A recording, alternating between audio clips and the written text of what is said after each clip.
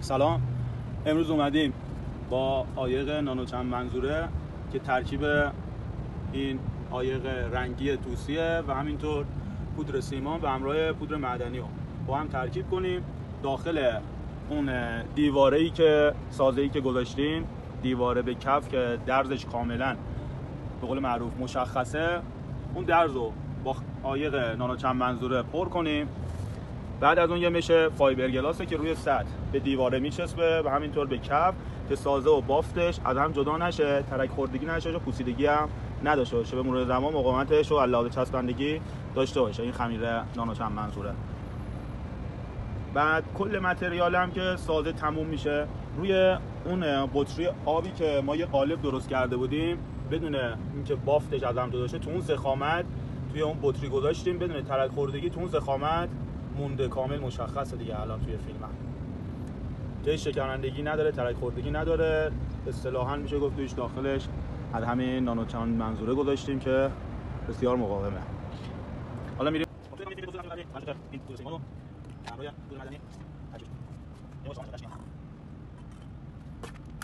من بیایم آلمانو که پودرا ما می‌خوایم تو سنگ کنیم یا اون معروف حتی تو کنیم تا دیگه این پودرا رو فقط باید اون با پودر بعد تکش مسلح کنیم باید هر کوچی که تو سنگ کامل می‌کنم کامل نه تو کردن حالا ما تمام لازم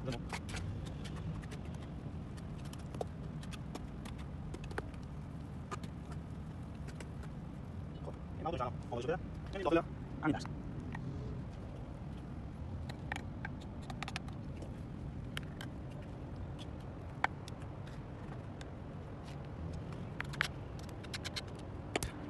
درس کامل پشتش درس کامل پشتش میشه نداره باز میگم جانش رو عمل کنه اینجوری فایل گلاس این ساعتی روش با تو میارم این ساده باشه دونش مسئله شونه اصلا میگم اون داخلش هست.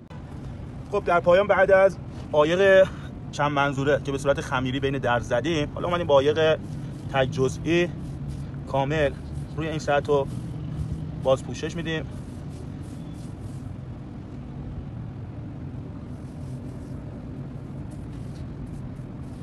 که ببینید دقت کنید دیگه هیچ اثری از اون درز وجود نداره.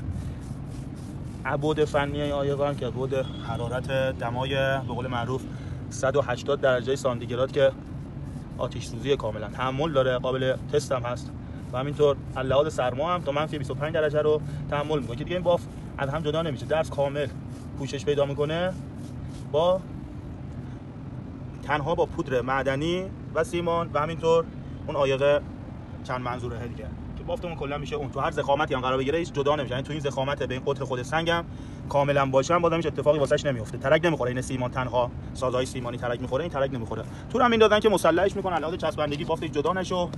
به این صورت کاملا تو مسائل فنی کاملا قویه با عایق نانو چند منظوره که برای دانش بنیان هم هست واسه شرکت چتر بارانه. خب نتیجه کار کامل مشخص شد که الان بافتش از هم جدا نمیشه،